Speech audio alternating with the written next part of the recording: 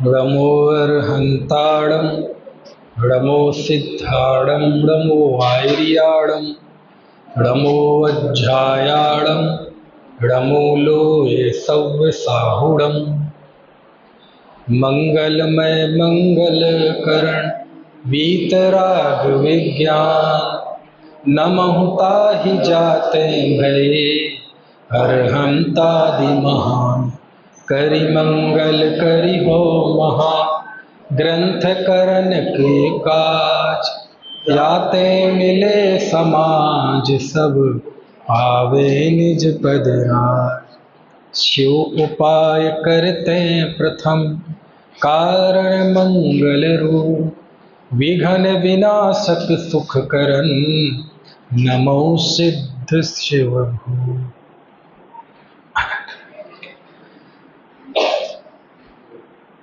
आचार्य कल्प पंडित टोडरमल जी द्वारा रचित मोक्ष मार्ग प्रकाशक ग्रंथ, इसमें नौमा अधिकार में एक प्रकरण है पुरुषार्थ से ही मोक्ष की प्राप्ति। आज और कल 2 व्याख्यानों में हम इस पूरे प्रकरण पर बात करेंगे। जैसा कि इसका नाम है मोक्ष मार्ग प्रकाशक ग्रंथ, हालांकि पहले 7 अधिकारों में तो संसार के मार्ग का ही प्रकाश है, यानी पहले 7 अध्यायों में अधिकारों में जीव दुखी क्यों है संसार में, संसार परिभ्रमण के कारण, मिथ्या दर्शन ज्ञान चारित्र, इन्हीं का वर्णन 7 अध्यायों में है। 8वें अध्याय में उपदेश का स्वरूप बताया, फिर मोक्ष मार्ग का कथन तो 9वें अध्याय से प्रारंभ हुआ, 9वें अधिकार से। और 9वां अधिकार चल ही रहा था कि पंडित जी की देह छूट गई, तो फिर आगे ग्रंथ पूरा नहीं हो पाया। तो इस 9वें अधिकार में ये मोक्ष मार्ग का स्वरूप है। ये जो प्रकरण है, जब इस अधिकार की शुरुआत हुई, क्योंकि मोक्ष मार्ग प्रकाशक नाम ये जो ग्रंथ का है, ये 9वें अध्याय से ही सार्थक होता है, क्योंकि यहीं से मोक्ष मार्ग का कथन है। तो मोक्ष मार्ग का कथन करने के पहले पंडित जी ने ये बताया कि आत्मा का हित मोक्ष ही है, यानी सर्व दुखों से छूटना और सहज सुख शांतमय दशा होना, ये ही आत्मा का हित है। इसके अलावा जितनी भी स्थितियां हैं वो आत्मा के लिए अहितकारी हैं, क्योंकि मोक्ष सुख ही वास्तविक सुख है। बाकी जो देहिक सुख है, सांसारिक सुख है, ये तो ये है कि समझ लो पाप के उदय में तीव्र दुख था, तीव्र आकुलता थी, और फिर थोड़ा सा उदय कमजोर पड़ गया तो आकुलता कम हो गई, लेकिन वो दुख से छूटा नहीं है ना। पहले गरीबी बहुत थी, अब थोड़े से दोनों टाइम भोजन मिलने लगा तो हम उसे सुखी कहने लगे। तो क्यों, भूख में जो पीड़ा थी, उस समय जो आकुलता थी, अब वो आकुलता थोड़ी कम हो गई, दूसरी नई आकुलताएं पैदा हो गई। तो कभी कभार मंद आकुलता को भी सुखी कहा जाता है, और कभी कभी दूसरे की अपेक्षा से सुखी कहा जाता है। कोई मध्यम वर्गीय है तो उसे कहेंगे बहुत सुखी है, क्यों, झोपड़पट्टी वालों को देखो तो उसकी अपेक्षा से। तो संसार में जो सुख है वो तो आकुलता सहित है, और मंद आकुलता से अथवा दूसरी की अपेक्षा से सुख कहा जाता है, परमार्थ से तो वह दुख ही है। जैसे 104 डिग्री बुखार वाले को थोड़ा बुखार कम हो जाए, 102 पे आ जाए, तो वो भी कहता है हाँ अब ठीक है, लेकिन वो है तो बुखार में ही है ना। संसार के सुख को क्या है, बोले एक कंधे पे वजन लेके जा रहे थे तो ये कंधे में दर्द होने लगा, तो उस वजन को इस कंधे पे ले लिया, वो सुखी नहीं हो गया, हाँ कुछ देर के लिए उसे रिलैक्स जरूर हो गए। तो संसार में जो सुख कहा जाता है किसी को, अमीरी के, स्वास्थ्य के, प्रतिष्ठा के, ये सब ऐसे ही है। परमार्थता ये दुख ही है, आत्मा का हित तो मोक्ष है। ये बात 305, 306, 307, 308 और 309 पृष्ठ तक ये चर्चा चली। इसके बाद जब ये सुनिश्चित कर दिया कि आत्मा का हित मोक्ष है, तो अब एक बड़ा प्रश्न खड़ा होता है कि वह मोक्ष होता कैसे है। वो मोक्ष का मार्ग अभी बताएंगे, अभी मोक्ष मार्ग प्रारंभ नहीं हुआ है। अब जो हम प्रकरण पढ़ने वाले हैं इसके बाद मोक्ष मार्ग का कथन प्रारंभ होगा। लेकिन उसके पहले एक बहुत यक्ष प्रश्न पंडित जी ने यहाँ डाल दिया। ये जो हेडिंग है, पुरुषार्थ से ही मोक्ष की प्राप्ति अथवा आत्मा का हित मोक्षी है, ये हेडिंग पंडित जी की दी हुई नहीं है। ये हेडिंग तो संपादक ने दी है, क्योंकि वो एक विषय यहाँ से शुरू हो रहा है, यहाँ पूरा हो रहा है, तो पाठकों की सरलता की दृष्टि से एक हेडिंग दे दी है ना। और वो हेडिंग सही है, सार्थक है, लेकिन पंडित जी ने हेडिंग नहीं दी, पंडित जी ने तो विषय लिखा। तो यहाँ एक बड़ा प्रश्न खड़ा हुआ। पेज नंबर आप निकालेंगे 309 पर, जहाँ ये प्रकरण है पुरुषार्थ से ही मोक्ष की प्राप्ति। बेटे इस वाले में क्या नंबर है? यही नंबर है। चलो ये अच्छी बात है, दोनों ही एडिशन में पेज नंबर नहीं बदला है। तो यहाँ एक ऐसा प्रश्न किया, यहाँ प्रश्न मोक्ष का उपाय काल लब्धि आने पर भवितव्यतानुसार बनता है या मोहादिक के उपशम आदिक से बनता है? यही है ना प्रश्न। यदि काल लब्धि आने पर भवितव्यतानुसार बनता है तो हमें उपदेश किस लिए देते हो?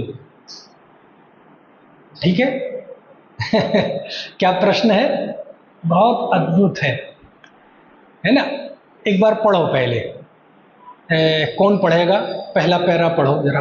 मैंने आधा तो पढ़ ही दिया है, आगे आठ जो पढ़ो जरा जोर से। माइक ले लो, माइक ले लो। नहीं, प्रश्न पढ़ो अभी।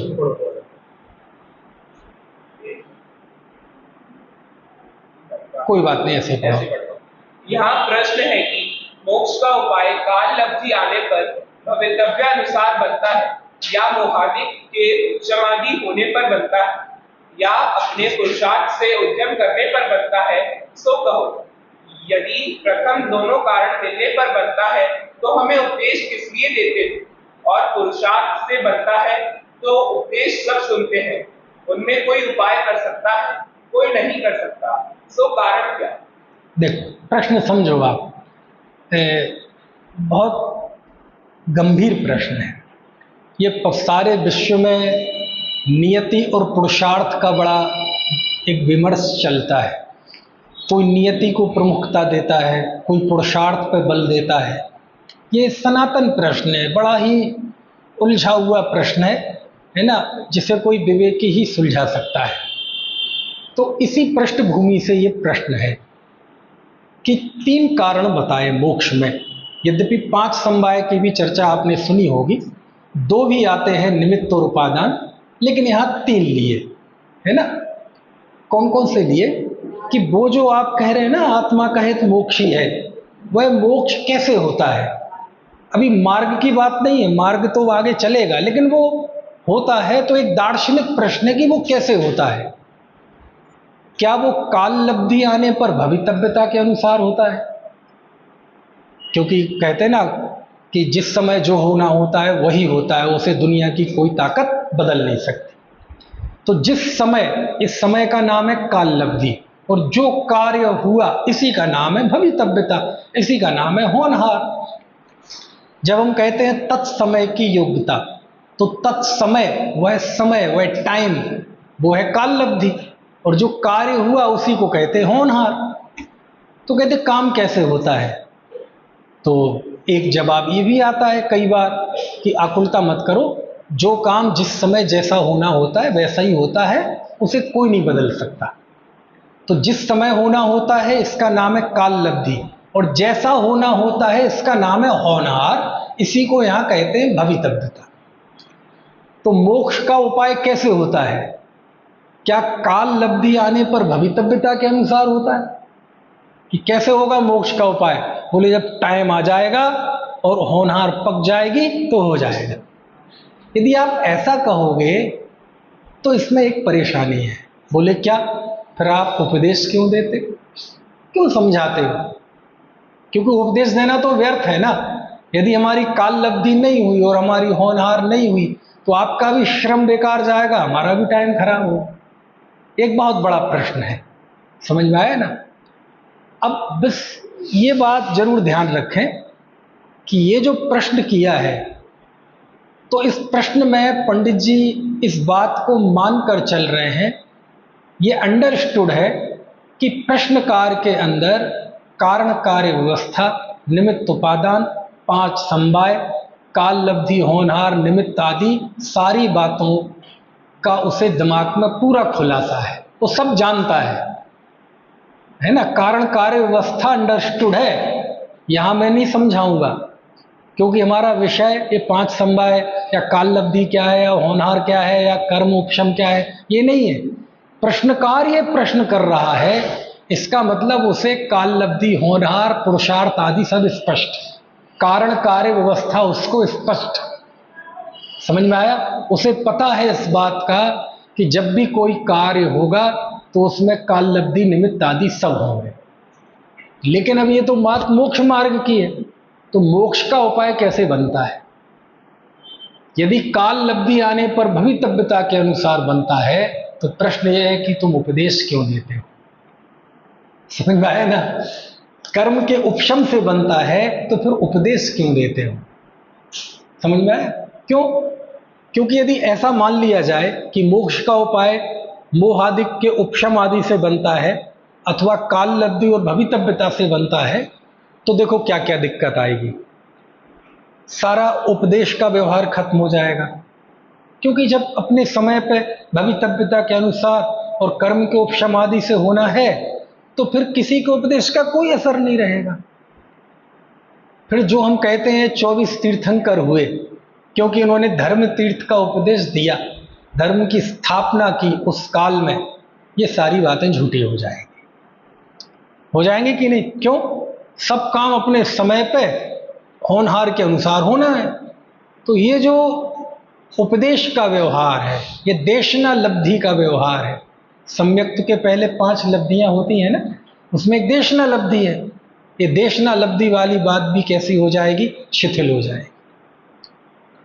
फिर पूरी जो संघ व्यवस्था है ना, आचार्य, उपाध्याय, साधु, दीक्षा देने वाला, दीक्षा लेने वाला, उपाध्याय अध्यापन कराते हैं, ये सारी जो व्यवस्था है, ये सारी व्यवस्था भी कैसी हो जाएगी? झूठी पड़ जाएगी। समझ में आया ना। फिर इस बात का भी निषेध, जब भवितव्यता के अनुसार और अपनी योग्यता से ही और कर्म के उपशम आदि से ही होना है, तो फिर ये क्यों शिविर लगाते हो, क्यों एक क्लास चलाते हो, क्यों शास्त्र पढ़ने के लिए बैठे हैं? ये सब व्यर्थ हो जाएगा ना। ऐसा प्रश्न है ऐसा क्या है? ऐसा प्रश्न है। समझ में आया ना। ऐसा है, ऐसा प्रश्न है सामने वाले का। यानी 5 समवायों की व्यवस्था, यहाँ 5 नहीं है, 3 ही बताए हैं। स्वभाव को इसलिए नहीं लिया संभवतः क्योंकि चाहे मोक्ष मार्ग हो और चाहे संसार मार्ग हो, दोनों में ही स्वभाव तो क्या है? उपादान कारण कौन है? जीव। तो वो तो दोनों में कॉमन है, इसलिए उसको अलग रख दिया। समझ में आया ना। चलिए फिर से, तो प्रश्न समझ में आ गया आपको कि वहां प्रश्न है कि मोक्ष का उपाय काल लब्धि आने पर भवितव्यता अनुसार बनता है या मोहादिक के उपशम आदिक से बनता है या जीव के पुरुषार्थ से बनता है। समझ गए आप? प्रश्न समझ में आएगा? प्रश्न समझ में आएगा तो मजा है। ये प्रश्न है। अब वो इस प्रश्न को और खुलासा करते हैं। यदि प्रथम 2 कारण से कहेंगे, यानी काल लब्धि और पुरुषार्थ व मोहादिक के उपशम से, तो फिर उपदेश क्यों देते हो? बोले सम्यक दर्शन कैसे होगा? तो एक तो जवाब ये है, अपनी काल लब्धि के अनुसार, भवितव्यता के अनुसार हो जाएगा, तो फिर उपदेश क्यों देते हो? और दूसरा जवाब, मोह का उपशम होगा तो हो जाएगा, तो उपदेश क्यों देते हो? क्योंकि मोह का उपशम तो हमारे हाथ में है नहीं, कर्म तो हमारे हाथ में है नहीं, कर्म को बांधना, उसे नष्ट करना। तो फिर दोनों स्थिति में उपदेश व्यर्थ हो जाएगा। ठीक है, ये प्रश्न है। और यदि ये कहते हो कि पुरुषार्थ करोगे तो हो जाएगा। क्यों? क्योंकि एक पुरुषार्थ वाला जीव है। वो कहेगा इंसान क्या नहीं कर सकता, चांद तारे तोड़ कर ला सकता है, पहाड़ों को काट सकता है, जमीन पे पैर मार दे तो जमीन से पानी निकाल सकता है। मार मत देना, खून निकलेगा पैर से। समझ गए आप? तो कोई कहे कि नहीं इनसे नहीं होता, पुरुषार्थ से होता है, तो वो जवाब देता है कि यदि पुरुषार्थ से होता है तो उपदेश तो सब सुनते हैं। कोई पुरुषार्थ कर सकता है, कोई नहीं कर सकता है, सो क्या कारण है, ये प्रश्न है। समझ गए आप? अब पढ़ता हूं मैं इस पैरे को, अब आप थोड़े समझते जाना, फिर पंडित जी क्या कहते हैं वो हम पढ़ें, क्योंकि लंबा प्रकरण है, इस पर शिविरों में 10-10 दिन क्लास चलती है, हम 2 घंटे केवल इस पर बात करेंगे। फिर से पढ़ता हूं मैं। अभी आर्जव ने पढ़ा था तो उस समय पर आपने समझा नहीं था, अब मैं वो पढ़ता हूं, आप समझ में आएगा। यहां प्रश्न है, मोक्ष का उपाय काल लब्धि आने पर भवितव्यतानुसार बनता है, या मोह आदि के उपशमादि होने पर बनता है, या अपने पुरुषार्थ से उद्यम करने पर बनता है? वह कहो। यदि प्रथम दोनों कारण मिलने पर बनता है तो हमें उपदेश किस लिए देते हो, और यदि पुरुषार्थ से बनता है तो उपदेश तो सब सुनते हैं, उनमें कोई उपाय कर सकता है, कोई नहीं कर सकता है, उसका क्या कारण है? अब ये बहुत आनंददायक प्रश्न है। कोई कहे ना कर्म का उपशम आदि से होगा, तो कहते वो हमारे हाथ में है कहां। आप देखो, एक कोई बीतरागी संत है, वो दीक्षा लेते हैं, शुद्धोपयोगी होते हैं, आत्मा में रमणता करते हैं, उपशम श्रेणी के चढ़ जाते हैं, कितना पुरुषार्थ किया और 11वें गुण स्थान से गिर जाते हैं। समझ गए? अब आप कैसे कहोगे कि पुरुषार्थ से काम होता है? ऐसा प्रश्न है। यानी जीव है ना, उपशम श्रेणी में चढ़ रहा था या उतर रहा था, ठीक है, 9वें 10वें गुण स्थान में, और वहां उसकी देह छूट जाए, आयु पूर्ण हो जाए, तो विग्रह गति में 4था गुण स्थान होता है, वो बाद में मिथ्यात्व में भी चला जाता है। समझ गए आप? अब आप कैसे कहोगे कि पुरुषार्थ से काम होता है? ये आपको अभी उलझा रहा हूं मैं, प्रश्न की गहराई बता रहा हूं कि कितना भयानक प्रश्न किया है, बड़ा यक्ष प्रश्न है ये कि हमें तो बता दो मोक्ष का उपाय कैसे होता है। यदि काल लब्धि आने पर भवितव्यता के अनुसार होता है और मोहादिक के उपशम से होता है तो उपदेश व्यर्थ है फिर, और पुरुषार्थ से होता है तो उपदेश सब सुनते हैं। पुरुषार्थ कोई कर पाता है, कोई नहीं कर पाता है। ये गुत्थी सुलझाइए, है ना। समोषण के में सब एक ही उपदेश सुनते हैं, कितने ही जी वैरागी हो जाते हैं, दीक्षा ले लेते हैं, कितने ही अणुव्रती हो जाते हैं, कितने ही सम्यक दृष्टि हो जाते हैं, कितनों को कुछ फर्क नहीं पड़ता, और कितने ही उल्टे मारीची जैसे हो तो भगवान का विरोध करने को उतारू हो जाते हैं। समझ में आया ना? अब उपदेश तो सब एक साथ सुनते हैं। समझ में आई की बात की नहीं? तो क्या करें?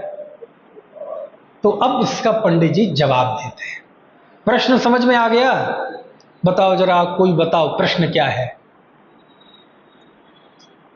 कौन बताएगा प्रश्न? विकास जी प्रश्न बताओ, प्रश्न क्या है?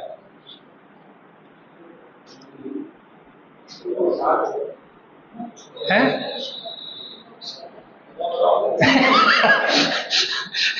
मैंने जानबूझ के आपसे पूछा कि आप बता देंगे तो हम ये समझेंगे अब सबने बता दिया। बताओ कौन बताएगा? है मोक्ष का उपाय काल लब्धि आने पर पढ़ने के लिए थोड़ी कहा। अभी देखो, मैं बहनों से पूछो एकदम बता देंगी। पूछ लो, बताओ भाई, इज्जत रख लो। हाँ जी, बताओ बताओ।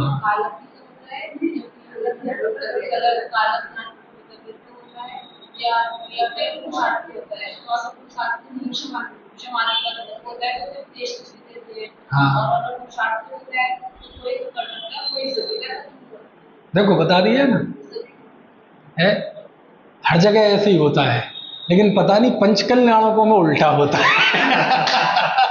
कहीं भी चले जाओ, प्रश्न पूछ लो किसी सभा में, सब जवाब महिलाएं देती हैं। पुरुष तो, इन पुरुषों को भी कुछ समझ में नहीं आता ना, तो घर जब में जाके महिलाओं से ही पूछते हैं क्यों जी, पंडित जी कह रहे थे ये षटगुणी हानि वृद्धि, ये क्या चीज है। लेकिन पता नहीं पंचकल्याणकों में उल्टा होता है। हर जगह पंचकल्याणक में प्रश्न करने वाला भी होती है देवी अथवा रानी, है ना, और जवाब देने वाला कौन होता है, राजा अथवा देवता, जिसे कुछ नहीं आता। मेरा बस चलो तो उल्टा कर दूं, ये देवता लोग प्रश्न पूछे और जवाब कौन दे दिया, है ना। खैर, तो प्रश्न और कौन बताएगा, गर्भित नहीं, निर्वेद। प्रश्न समझ में आया बेटे, बताओ जरा। जो मोक्ष होता है वो फिर चाहे तक होता है या फिर जब हम पुरुषार्थ से होता है। अगर हमें टहला होता है तो हम उपदेश को सुनते हैं और स्वाध्याय करते हैं, और अगर पुरुषार्थ का उपदेश होता है तो कुछ लोग करते हैं और कुछ लोग नहीं करते, तो उसमें क्या करते हैं। बहुत बढ़िया। देखो इसने एक बात अपने मन से जोड़ दी जो यहाँ नहीं लिखी ना मैंने बोली, कि यदि काल लब्धि से बनता है तो उपदेश क्यों सुनते हैं, और दूसरा क्या बोला है इसने, स्वाध्याय क्यों करते। हो सकता है उसने यहाँ से ले लिया हो कि अभी मैंने कहा था ना कि क्यों कर रहे हैं, क्यों कर रहे हैं। बहुत अच्छा बेटा, है ना, समझ में आए। हाँ बजा दो, कोई बात नहीं, ताली बजा दो।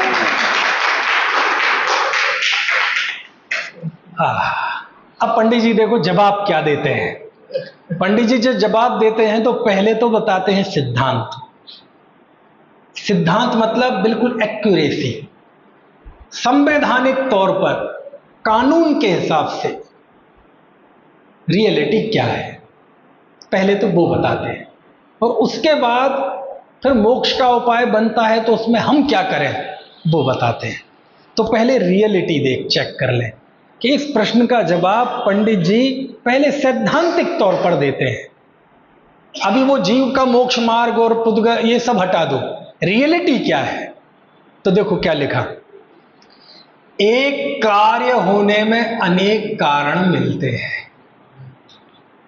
अतः मोक्ष का उपाय बनता है तो पूर्वोक्त सभी कारण मिलते हैं, और नहीं बनता है तो कोई भी कारण मिलता नहीं है।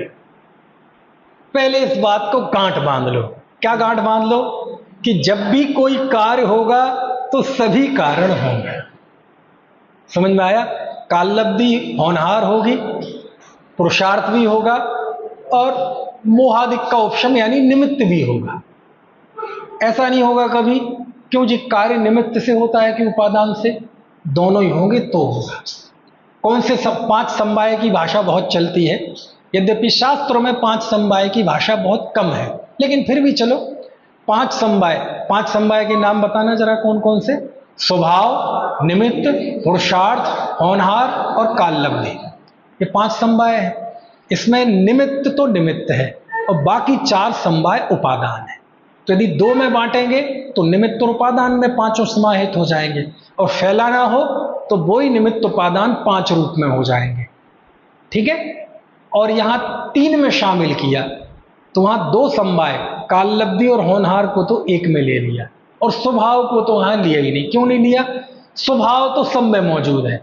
आप पाप करोगे तो भी उपादान, त्रिकाली उपादान यानी स्वभाव जीव है, और मोक्ष में जाओगे तो भी जीव ही है।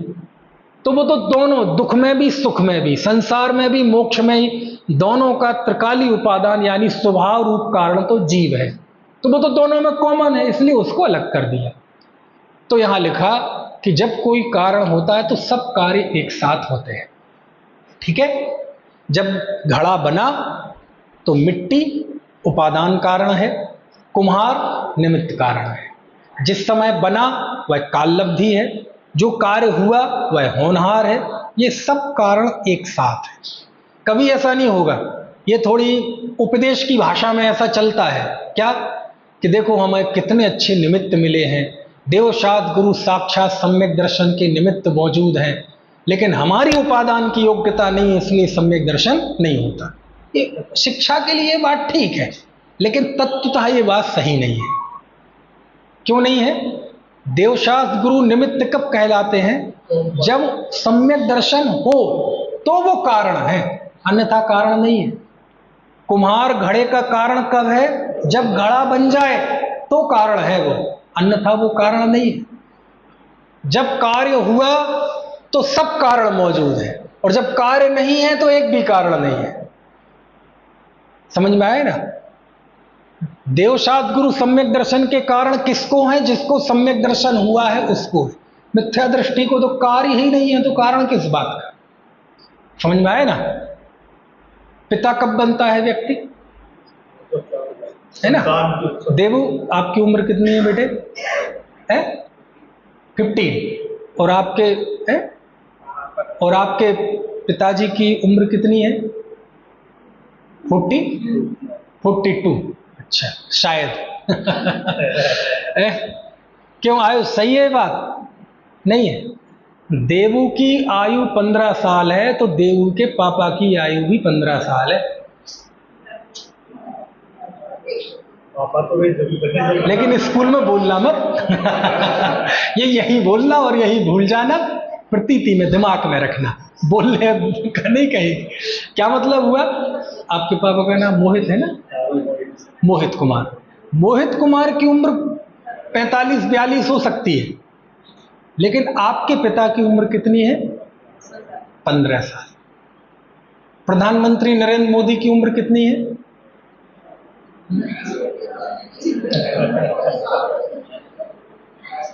कितनी? 11 साल। तो वो जो 70 के आसपास होगी, जितनी भी होगी, वो किसकी है? वो नरेंद्र मोदी की उम्र हो सकती है। प्रधानमंत्री नरेंद्र मोदी की उम्र 11 साल। अब आप कहेंगे 18 साल के पहले तो वोट डालने का अधिकार नहीं है। ऐसे ही है, जिनवाणी समझने के लिए ऐसी बुद्धि से लगानी पड़ती है, तब समझ में आती है। सियादबाद इसी का नाम है। प्रधानमंत्री नरेंद्र मोदी की उम्र 70 साल भी है, 11 साल भी है। 11 साल उम्र काय की है? पद की। और 70 साल उम्र किसकी है? उस इंसान की। समझ गए?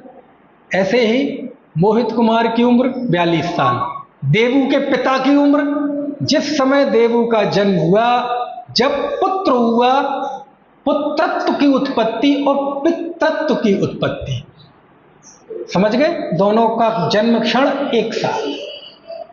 और ऐसा ही नहीं, देखो क्या होता है, एक रिश्ता नहीं जुड़ता, हजारों रिश्ते जुड़ जाते हैं। यहां लेबर रूम में थी बहन जी, और वहां डॉक्टर आई और उसने कहा, बाहर बैठे थे श्रीमान जी और श्रीमान जी की मम्मी, तो ले गए, बोले बधाई हो आप दादी बन गई, बधाई हो आप पिता बन गए। समझ गए? वहां फोन किया, हाँ जी समदन जी बधाई हो आप नानी बन गई, आप नाना बन गए। यहां इसने अपने बड़े भाई को फोन किया, बधाई हो आप ताऊ बन गए, आप ताई बन गई, आप चाचा बन गए, आप बुआ बन गई, आप मौसी बन गई। अच्छा बताओ रिश्ते कितने पैदा हो गए? ठीक है।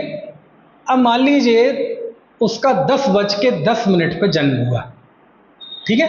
अच्छा 10:09 पे ये सारा रिश्ता था? कोई रिश्ता नहीं। एक काम हुआ है, वहां बच्चा हुआ और ये सब हजारों रिश्ते स्वतः अपने आप तैयार हो गए। हो गए कि नहीं हो गए? भारत देश के हिसाब से एक नागरिक बढ़ गया। नगर पालिका में रजिस्ट्रेशन तो सर्टिफिकेट तो 21 दिन में शायद ऐसे कुछ बनता है ना? लेकिन उसी बनेगा वो तो उसी दिन से, उसी दिन का माना जाएगा कि वो 10 बज के, तो उस नगर पालिका का एक मेंबर भी बढ़ गया उस क्षेत्र का। यहाँ नगर निगम है तो नगर निगम का बढ़ गया, पंचायत है तो पंचायत का एक बढ़ गया। बोलो ये सब कैसे हुआ? एक कार्य हुआ है और इन सबको ये नाम मिल गए। और नाम सच्चे हैं कि झूठे? नहीं, सब सच्चे नाम है, झूठे नहीं है। यदि वो मामा बना है तो बना है, झूठी नहीं, कल्पना नहीं है। कितने रिश्ते, और एक पल पहले मैं बाप हूं, किसका? अभी पता नहीं जी किसका, ऐसे पूछा है क्या? होने वाले बच्चे का, है ना? तो ऐसे ही जब कार्य हुआ तो कार्य होने पे सब कारण है। सम्यक दर्शन हुआ तो जीव स्वभाव कारण है, वो समय काललब्धि है, वो कार्य हुआ वो होनहार है। देवशास्त्र गुरु मोह का उपशम आदि ये निमित्त है, और उस समय जो जीव का परिणमन हुआ, जो वीर्य गुण काम किया जीव का, वो पुरुषार्थ है। उसी एक पल में पांचों समवाय है, निमित्त उपादान दोनों एक पल में है। यहां तीन कह रहे हैं तो तीनों एक पल में है। तो यहां से जवाब प्रारंभ किया पंडित जी ने, क्या लिखा? सो वहां एक कार्य होने में अनेक कारण मिलते हैं। सो वहां कार्य होने पर या ये सब होते हैं, और नहीं होने फिर या एक भी नहीं होता है। समझ में? ऐसा नहीं है कि 80% तो काम हो गया। बोले कौन सा?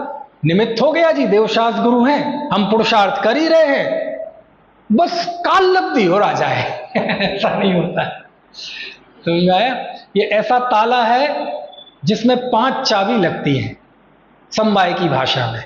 निमित्त उपादान की भाषा में 2 चाबी लगती हैं, यहां की भाषा में 3 चाबी लगती हैं। तीनों चाबी लगी हों और तीनों चाबी एक साथ घूमे तब ताला खुलता। 2 चाबी लगी हों और तीसरी ना हो बस, तो कितना काम हो गया? कितने %? 3 चाबी थी तो बोले 66.6666 काम हो गया, बाकी बचा है तो वो 0%। तो ये पांचों समवाय अलग अलग भी 100% कारण है और मिलकर भी 100% है। समझ गया? तब पंडित जी ने लिखा, एक कार्य होने में अनेक कारण मिलते हैं, अतः मोक्ष का उपाय बनता है। वहां तो पूर्वोक्त तीनों ही कारण हैं, मिलते हैं, और नहीं बनता है वहां तीनों ही कारण नहीं मिलते हैं। समझ गए? पहले तो पंडित जी ने उस प्रश्न का जवाब सिद्धांत से दिया कि पहले तो तुम इस बात की गांठ बांध लो। कौन सी गांठ बांध लो?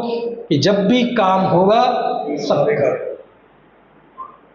समझ गए? अब आगे की बात, ये तो सिद्धांत हो गया।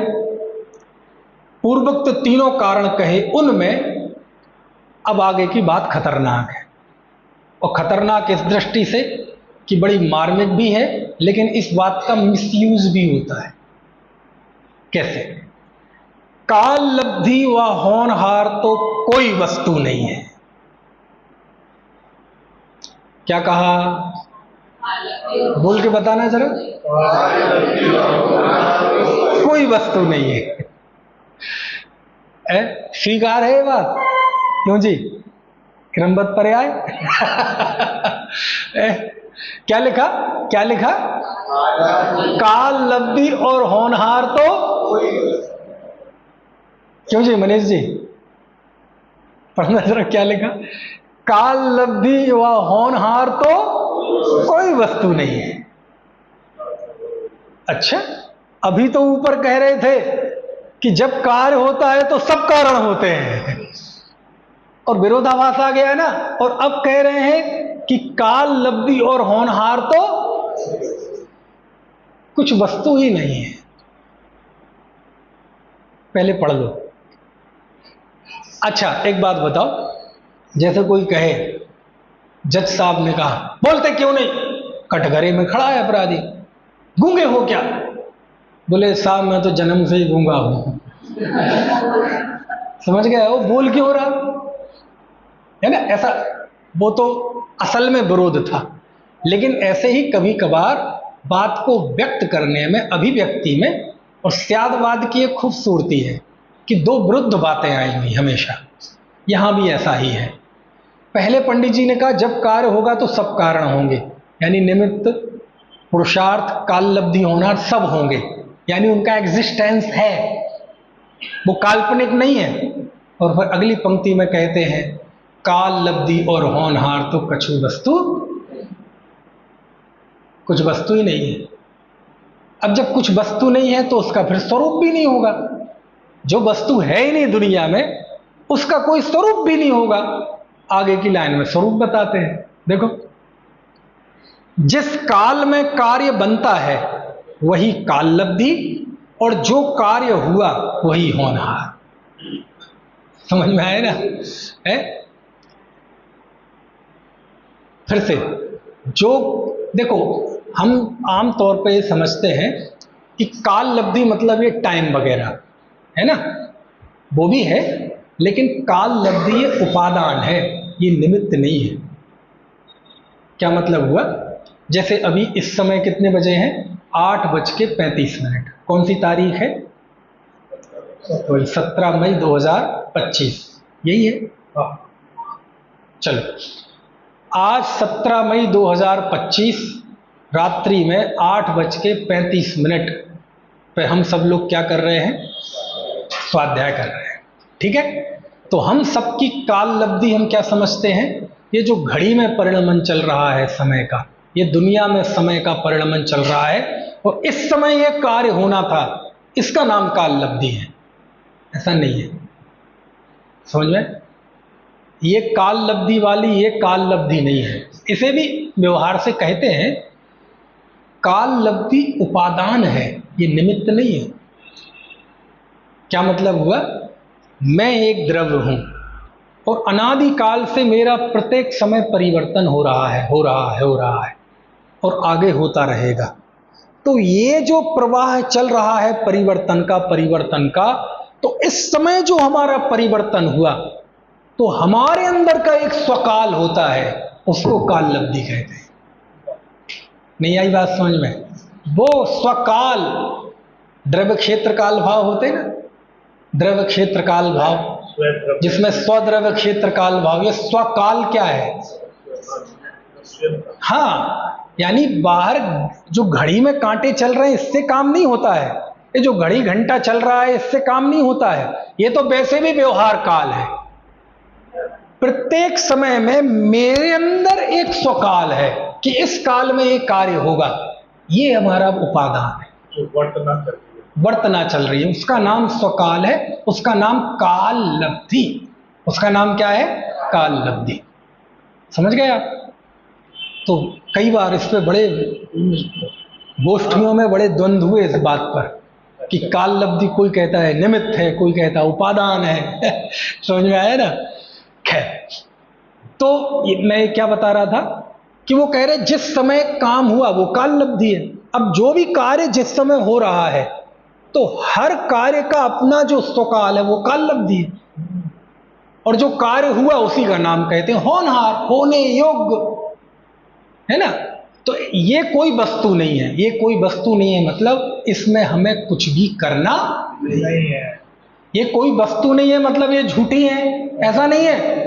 ये कोई वस्तु नहीं है मतलब इनकी कल्पना करना, ये शास्त्रों में जहां भी काल लब्धि और होनहार की बातें आई ये झूठी हैं, ऐसा नहीं है। मतलब इसमें तुम्हें कुछ नहीं करना, इसमें हमारा पुरुषार्थ नहीं चलेगा, काल लब्धि आने में हमारा कोई पुरुषार्थ नहीं है। इसका नाम है काल लब्धि, और होनहार तो कोई वस्तु ही नहीं है। समझ में आया ना? है? आपको मान लीजिए शादी करनी है, तो शादी करने के लिए आपको काल लब्धि लानी पड़ेगी। तो काल लब्धि लाने का आपके पास क्या उपाय है? काल लब्धि लाने का क्या उपाय है? काल लब्धि लाने के लिए कोई पुरुषार्थ नहीं करना पड़ता। पुरुषार्थ तो काय का करना पड़ता है? शादी का। नहीं समझे आप? यद्यपि शादी होगी काल लब्धि के अनुसार, लेकिन काल लब्धि में पुरुषार्थ नहीं होता है। समझ में आया है? कितने बजे व्याख्यान खत्म होगा? 9 बजे। यानी व्याख्यान को समाप्त होने की काल लब्धि अभी व्यवहार से ले लें तो 9 बजे है। अब 9 बजे की काल लब्धि को लाने के लिए हमें क्या करना है? बताओ आप, 9 बजे बजाने के लिए आपको क्या करना है? एक उपाय है, जाके घड़ी उतारो और उस कांटे को तो एक घड़ी में कर दोगे, यहां तो 3 घड़ी लगी है, अरे साहब हम तीनों ही में कर देंगे, 3 में कर दोगे। हाथों में है जो इनका क्या कर दोगे, इनको भी बंद कर देंगे। तो मोबाइल में क्या कर लोगे, उनको भी फोड़ फाड़ देंगे। पूरे मेरठ के को क्या करोगे, उनको भी फोड़ देंगे। कुछ ऐसा वो कर देंगे जैसे भारत वालों ने उनका एयर डिफेंस वो कर दिया था सीज, ऐसे ही कुछ कर देंगे ऐसा। अरे वो तो होगा, लेकिन ये दिन रात का चक्र चल रहा है, सूर्य चांद्रमा, इनका क्या कर लोगे? नहीं समझे आप? तो काल लब्धि लाने के लिए क्या करना पड़ेगा? कुछ नहीं करना पड़ेगा। काल लब्धि के लिए कभी कोई पुरुषार्थ नहीं होता। तो काल लब्धि होती है कि नहीं? होती है। वो अपने स्थान पे बहुत ताकतवर है, लेकिन हमारा उसमें कोई काम नहीं है। काल लब्धि का स्वकाल का कितना महत्व है। कभी जो फसल जुलाई या जून में बोई जाती है, वो कभी अक्टूबर में बोना, और जो अक्टूबर में बोई जाती है वो कभी जून में बोना, तब पता चलेगा काल लब्धि किसका नाम है। आपको बात समझ में आएगी नहीं है? ठीक है, तो इसका नाम है काल लब्धि, और होनहार तो कुछ वस्तु ही नहीं है। ये इसका असल अर्थ है। अब इसका दुरुपयोग कैसे होता है? दुरुपयोग ऐसे होता है कि देखो काल लब्धि तो कोई चीज ही नहीं है, मतलब क्रमबद्ध पर्याय नाम की तो कोई चीज है। क्योंकि क्रमबद्ध पर्याय यही तो कहते हैं कि जिस समय जो होना होता है, उसे कोई भी टाल सकता नहीं। समझ में आए ना? अरे तो चलो, क्रमबद्ध पर्याय को तुम बुरा भला कह लो कि क्या करें, शब्द है, लेकिन होनहार और काल लब्धि के लिए जो शास्त्र में बात है वो भी झूठी हो जाएगी क्या? समंतभद्र स्वामी लिखते हैं, अलंग शक्तिर भवितव्यते यम हेतु द्वयाविष्कृत कार्य लिंगा अनीश्वरो जंतुरहम क्रियार्ता संहत कार्य स्वीति साध्यवादी। ये है स्वयं स्तोत्र, है ना। सुपार्श्वनाथ भगवान की स्तुति करते हुए लिखते हैं कि भवितव्यता की शक्ति अलंग है। भवितव्यता मतलब होनहार। भवितव्यता की शक्ति अलंग है, उसे दुनिया की कोई भी ताकत, है ना, टाल नहीं सकती। लेकिन फिर भी यह संसारी प्राणी इस झूठे अहंकार से दुखी हो रहा है कि मैं जगत के कार्य का करता हूं। अब बोलो, अब आप तो कह रहे हैं कि होनहार कछु वस्तु ही नहीं है, तो समंतभद्राचार्य से बात टकराएगी नहीं है? अरे टकराने वाली कोई बात ही नहीं है। वस्तु नहीं है मतलब इसमें हमें कुछ करना नहीं है। समझ में आया? आपकी बेटी कितने साल की है? 4.5 साल की। इसे 18 साल का करना है। 18 साल की काल लब्धि लाओ आप, तो क्या करना है आपको? आप तो उसका पालन पोषण करो। समझ में आया ना? वो तो अपने समय पे ही हो जाएगी 18 साल। मतलब 18 साल का करने के लिए आपको क्या करना है? डॉक्टर के पास जाओगे, डॉक्टर साहब मुझे 18 साल का करना है, तो डॉक्टर क्या कहेगा, इसमें मैं क्या करूं? क्यों? आप किस बात के डॉक्टर हैं? अरे मैं आप, ये बड़ा बेहुदा प्रश्न है ना। ऐसे मोक्ष जाने, मोक्ष की काल लब्धि, तो काल लब्धि के लिए आपको क्या करना है? तो शास्त्र तो कहेगा तुम मोक्ष प्राप्त करो, काल लब्धि आल लब्धि तुम्हें कुछ नहीं करना है। वो तो जब मोक्ष होगा उसका नाम काल लब्धि है।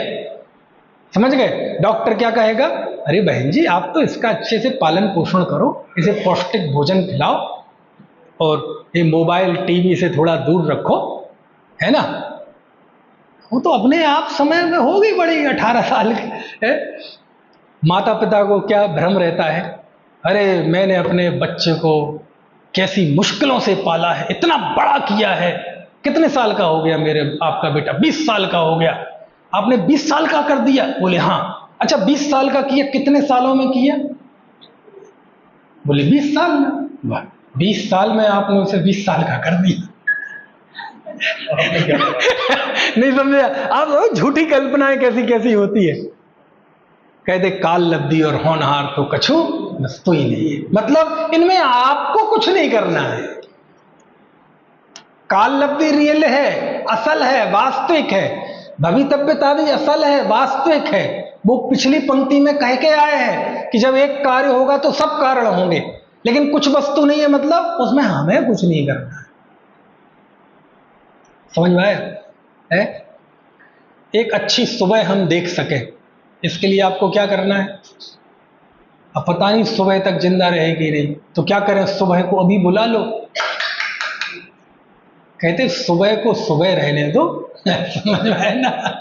आप अच्छे से रहो, तो आप अच्छे से रहो, बस इसी का नाम है कि आप अच्छी सुबह देखेंगे। बात समझ में आ रही कि नहीं? ये बात है, इतनी बड़ी फिलॉसफी है इन पंक्तियों में। वो कहते काल की तरफ मत देखो, आप होनहार की तरफ मत देखो। जीव का कर्तव्य क्या है? पुरुषार्थ करना। तो काल लब्धि झूठी है क्या? नहीं, वो भी सच है। जब भी कार्य होगा स्वकाल में होगा। तो भवितव्यता झूठी है क्या? नहीं, जो भवितव्य है वही होगी। तो फिर इसको अवस्तु क्यों कहते हो? क्योंकि कोई वस्तु ही नहीं है, आपको उसमें कुछ करना नहीं है।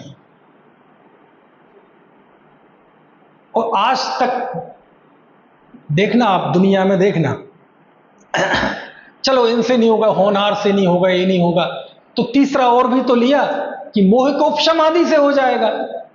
कहते उसमें भी तुम्हारा कुछ नहीं चलता। हम कितने ही कह दें कर्म का नाश करो, अष्ट कर्म दहना धूपम निर्पामति स्वाहा। बहुत उपचरित बातें हैं ये। आगे की पंक्ति में लिखा, देखो, काल लब्धि हुआ होनहार तो कोई वस्तु ही नहीं है। जिस काल में कार्य बनता है वही काल लब्धि है, और जो कार्य हुआ वही होनहार है। जो कर्म के उपशम आदि हैं, सुनो सुनो सुनो सुनो, कर्म सिद्धांत, जो कर्म के उपशम आदि हैं वह पुद्गल की शक्ति है, उसका आत्मा करता हरता नहीं है। ये जितनी बातें चल रही ना, 56 इंच का कलेजा चाहिए कहने के लिए। 56 का नहीं, 156 का। 56 का तो हमारे मोदी जी का है। सुनने के लिए भी चाहिए, सुनने के लिए भी चाहिए, सुनने के लिए तो बहुत और ज्यादा चाहिए है? क्या लिखा?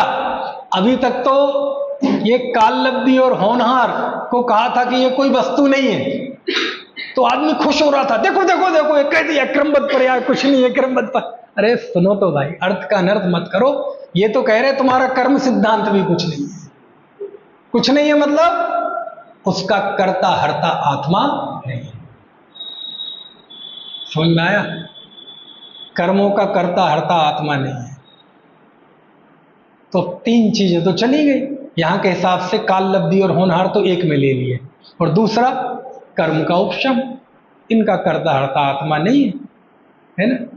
फिर तथा जो पुरुषार्थ से उद्यम करते हैं यह आत्मा का कार्य है, इसलिए आत्मा को पुरुषार्थ से उद्यम करने का उपदेश देते हैं। ठीक है, फिर से पढ़ें इस पंक्ति को। तथा जो पुरुषार्थ से उद्यम करते हैं यह आत्मा का कार्य है, इसलिए आत्मा को पुरुषार्थ से उद्यम करने का उपदेश देते हैं। काय का उपदेश देते हैं? उद्यम करने। समझ में आया ना? वो इसका उपदेश, अब वो किसका उपदेश दोगे, है ना? देखो ना, मुझे बहुत बढ़िया वो याद आ रहा है, समय सार की 19वीं गाथा है, जिसमें ये कहा गया है, क्या कहा गया है वो मैं बताऊंगा।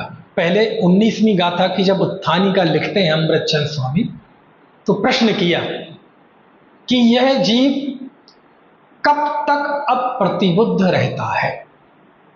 क्या कहा? यह जीव कब तक अप्रतिबुद्ध रहता है। अप्रतिबुद्ध मतलब होता है अज्ञानी, मिथ्या दृष्टि। ठीक है, कब तक रहता है? अच्छा आप बताओ कब तक रहता है? अब इसके कई जवाब हो सकते हैं। पहला जवाब तो ये हो सकता है भैया जब तक रहना होगा तब तक रहता है। बात तो सही है, लेकिन समाधान तो नहीं हुआ ना कुछ। अपनी गलती तो पकड़ में नहीं आई ना। नहीं आई बात समझ में? शास्त्रों में काल लब्धि को लेकर ज्यादा कथन क्यों नहीं आते, उसका मैं बहुत गहरा कारण आपको बता रहा हूं, है ना? क्या प्रश्न किया? प्रश्न कालवाची है, समयवाची। पढ़ के बताऊं कि यह जीव कब तक अप्रतिबुद्ध रहता है। कियंतम कालम ऐसे शब्द है। कब तक रहता है, तो कब तक ये समयवाची शब्द है ना, कब तक, वैन, कब तक, समझ गए ना, यानी समय पूछा जा रहा है। अब समय का जवाब तो यही हो सकता है कि जब उसके होने का काल हो जाएगा तब ज्ञानी हो जाएगा, और जब तक नहीं आएगा तब तक अज्ञानी रहेगा। बोले ये कोई जवाब नहीं हुआ। क्यों नहीं हुआ? क्योंकि इससे कोई समाधान नहीं निकला ना, कोई भूल पकड़ में तो नहीं आई ना। और जिनवाणी तो भूल मिटाने के लिए है ना, ये बात तो सब पे ही लागू है। ये तो बिल्कुल सार्वभौमिक सार्वकालिक सत्य है। इस दृष्टि से तो कोई बात ही नहीं कर सकते हैं। क्यों जी, दिल्ली कब जाओगे? अपने स्वकाल में जाऊंगा। दुकान कब खोलोगे? स्वकाल में खोलूंगा। बेटे को लेके कब जा रहे हैं? अपने समय पे जाएंगे, है ना। ये तो सबका जवाब है एक। क्लास कब खत्म होगी? जब होनी होगी तब होगी, चिंता न करो 9 बजे ही होगी। समझ गए आप?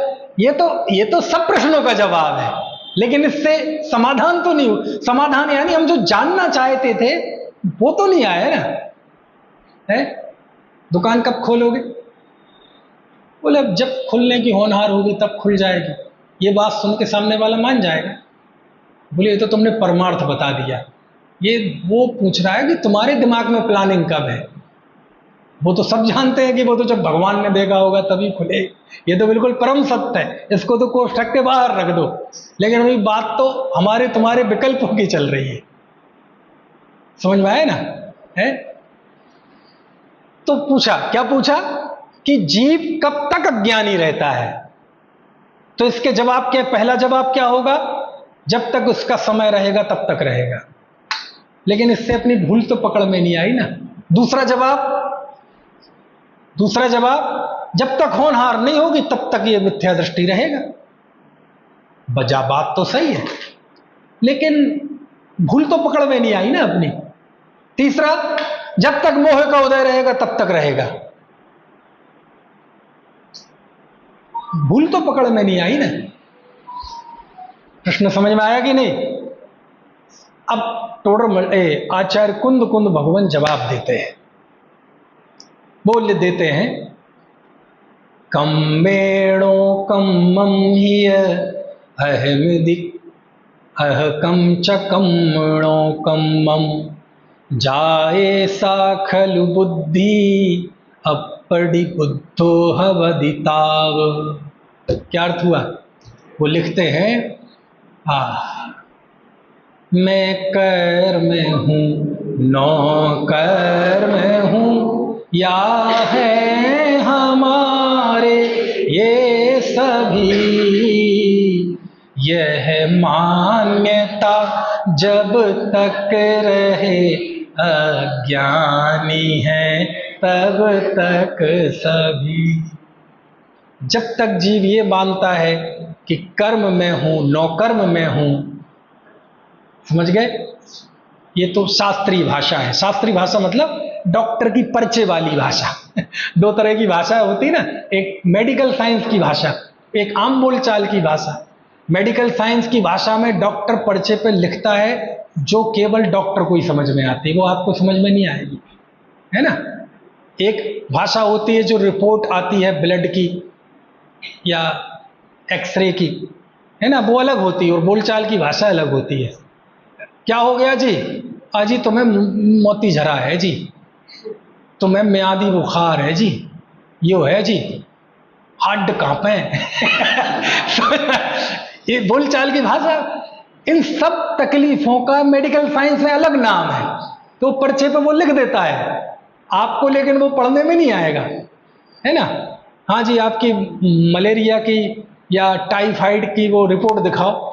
आपने दिखा दी, अब उसमें टाइफाइड कहीं लिखा ही नहीं है, उसमें तो विडॉल लिखा है। क्या लिखा है? विडॉल। अब वो गाँव का आदमी क्या समझे विडॉल? अरे हम ही आप नहीं समझते विडॉल।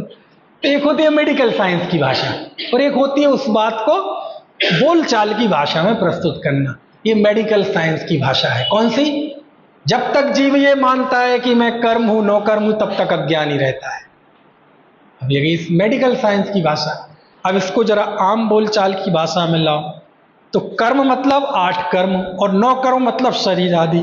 मतलब जब तक ये जीव ये मानता है कि मैं देह हूं, मैं गोरा हूं, मैं काला हूं, मैं मोटा हूं, मैं पतला हूं, मैं स्त्री हूं, मैं पुरुष हूं, मैं सुखी दुखी, मैं रंग राव, मेरे धन ग्रह को धन प्रभाव, मेरे सुत तिय में सबल दीन, बेरूप सुभग मूरख प्रवीण, तन उपजत अपनी उपज जान, तन नसत आपको नासमान। समझ गए? इसका नाम क्या है? कम्मेणो कम मम्मीय अहमदि अहकम च कम। बोले जब तक ये भूल रहेगी तब तक जीव अज्ञानी रहेगा। ये जवाब दिया तो प्रश्न था काल की तरफ से, आचार्य भगवान ने जवाब दिया पुरुषार्थ की तरफ से। क्यों? कब तक रहेगा? बोले जब तक रहना होगा रहेगा। इससे भूल तो पता नहीं चली ना कि भूल क्या है हमारी।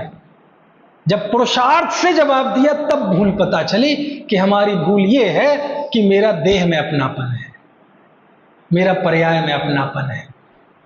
समझ में आया ना? मैं स्वयं को गोरा काला, स्त्री पुत्र, धनिक गरीब, मूर्ख पंडित ऐसा अनुभव करता हूं, ये मेरी अज्ञानता है, भूल पकड़ में आई।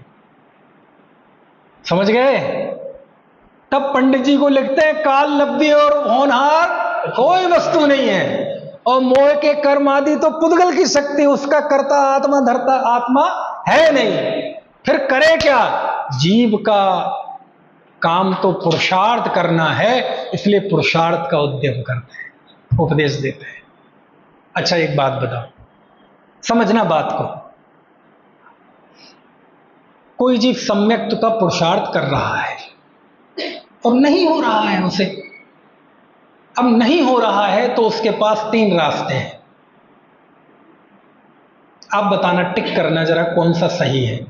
कौन सा सही है मतलब जिनवाणी में कौन सा टिक किया गया है। इतना पढ़ते हैं, समझते हैं, सुनते हैं, तो अब तो आप इतना आप भी बता सकते हैं। 3 हो सकते हैं। किस स्थिति में?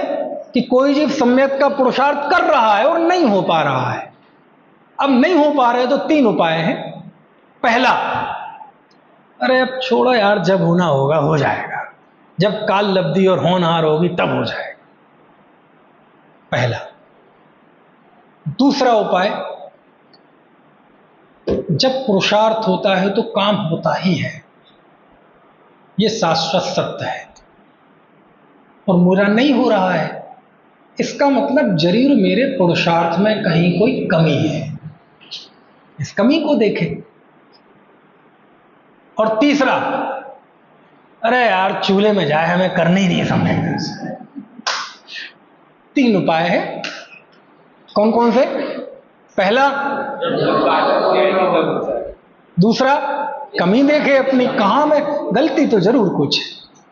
समझ?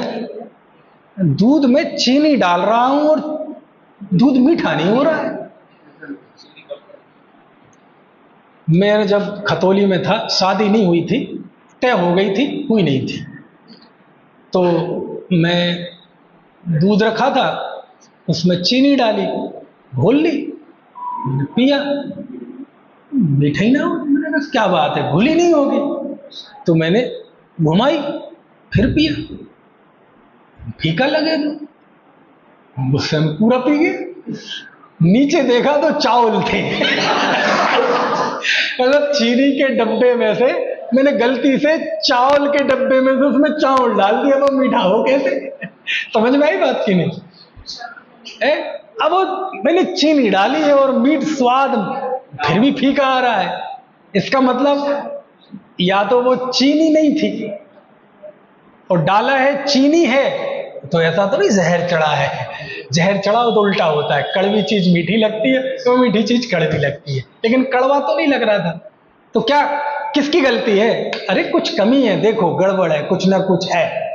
कई बार आपने भोजन किया और उसमें नमक कम है, तो आपने कहा श्रीमती जी को कि ये तो फीका है, तो बोले नमक डाला तो था, कहां गया? डाला तो, पेटेंट जवाब है, अजी डाला था, कहां गया? भाई ढाला तो कहाँ गया तुम बताओ, फिर वो अपना चखेंगे, नहीं नहीं तुम्हारी गलती नहीं, आजकल नमक ही खारा नहीं आ रहा थोड़ा। अरे भाई नमक डाला है तो वो खारा होगा। यदि सही पुरुषार्थ है तो काम होगा मोक्ष के मार्ग में, संसार के मार्ग में नहीं। आचार्य पंडित जी ने आगे के पैरे में दो डिफरेंस किया है दोनों, एक तो मोक्ष का मार्ग और दूसरा और लौकिक मार्ग। लौकिक मार्ग में पुरुषार्थ से काम सिद्धि होगी ऐसी गारंटी नहीं है, बिल्कुल पक्का लिखा, काम हो भी जाए और ना भी हो, वहां कोई गारंटी नहीं है। वहां तो कभी कभी होनहार प्रबल होती है, कर्म का उदय प्रबल होता है। लेकिन ये बात प्योरली किसके विषय में कही जा रही है? मोक्ष, आत्महित के लिए कही जा रही है। संसार मार्ग में तुम्हारा पुरुषार्थ प्रबल नहीं है, समझ में आए ना?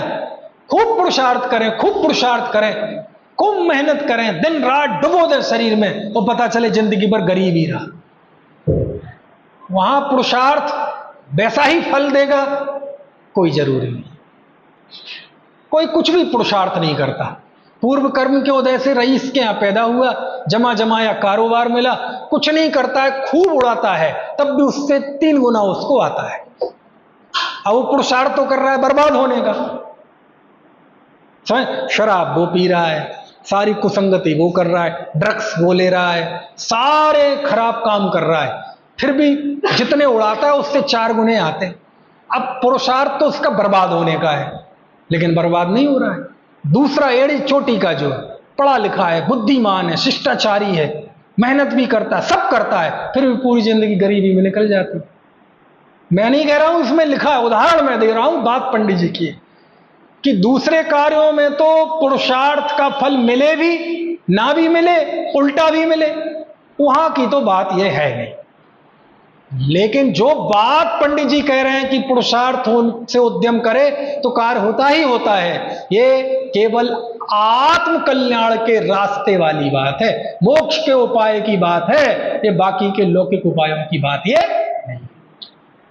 और लौकिक में तो कर्म का उदय प्रबल होता है, आत्महित में पुरुषार्थ प्रबल होता है। ये बात एक जगह आचार्य अमृतचंद स्वामी ने लिखी, समझ में आया? समय सार की आत्मख्याति में ही, नंबर ध्यान नहीं आ रहा। देखो समझ गए आप? तो क्या बात कही कि पुरुषार्थ से उद्यम करे, पुरुषार्थ, क्योंकि पुरुषार्थ की बात ना करें तो भूल ही पकड़ में ना आए। भूल ही तब पकड़ में आएगी जब आप पुरुषार्थ की बात करेंगे, कर्म सिद्धांत से नहीं आती पकड़ में। बोले संसार क्यों चल रहा है? बोले मिथ्यात्व से चल रहा है, इससे हमें अपनी भूल कहां पकड़ में आई? पता तो जब चलेगा, भूल तो तब पकड़ में आएगी जब ये बताया जाए कि मिथ्यात्व तो है क्या।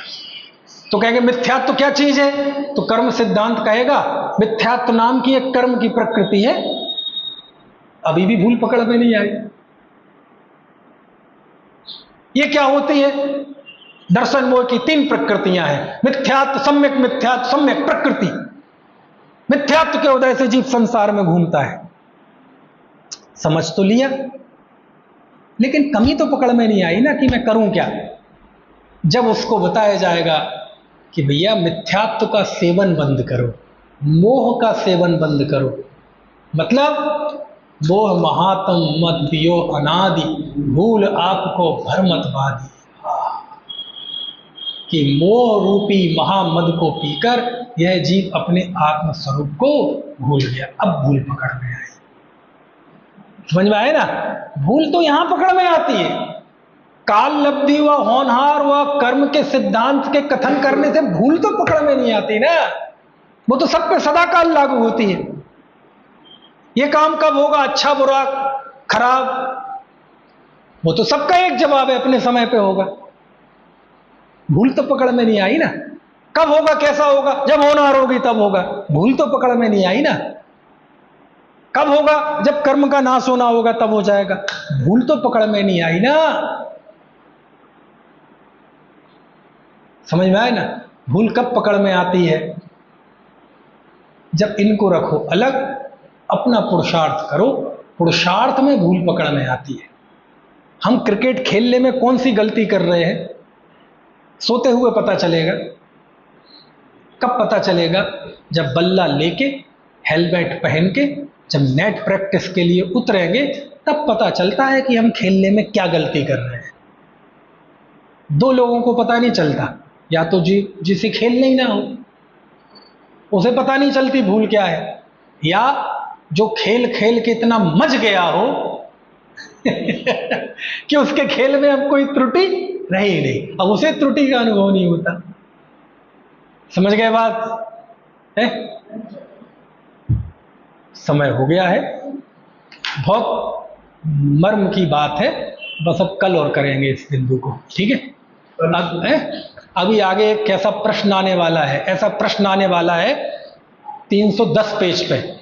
ऐसा प्रश्न करते हैं पंडित जी, और उसका जो जवाब देते हैं इतना डेंजरस है, इतना डेंजरस है कि कोई भावुक सा आदमी हो और बगल में कुछ पत्थर अत्थर रखा हो तो फेंक के मार दे। हाँ कल पता चलेगा आपको। जब पंडित जी कहेंगे पुरुषार्थ करेगा तो काम होगा, तो वो प्रतिशंका करता है कि द्रव्यलिंगी जीव इतना पुरुषार्थ करता है तब भी उसे मोक्ष क्यों नहीं होता। और जब उसका जवाब देते हैं पंडित जी, सच में आदमी आग बबूला हो जाए, आग बबूला, एकदम अपने में ना रहे, क्या बात करते हो, ऐसा जवाब दिया है। लेकिन उसका नंबर कल आएगा, ठीक है? अभी इस चर्चा को बीच में छोड़ता हूं। तो सभी लोग समय करें।